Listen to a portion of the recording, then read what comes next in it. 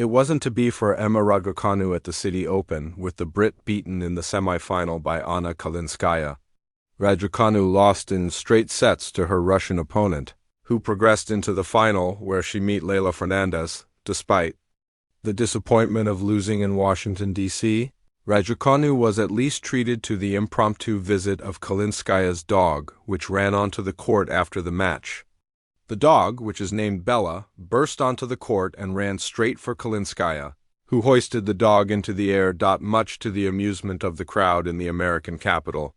The pooch continued to look for cuddles before Kalinskaya passed Bella back to a member of her entourage.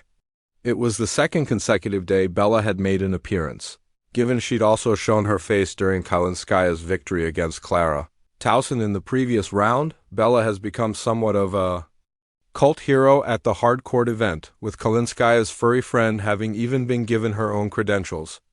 A social media post depicted a pass which grants Bella entry to matches as an official member of Kalinskaya's team. Regardless, as far as Raducanu is concerned, it's a welcome return to form ahead of the final Grand Slam of the year.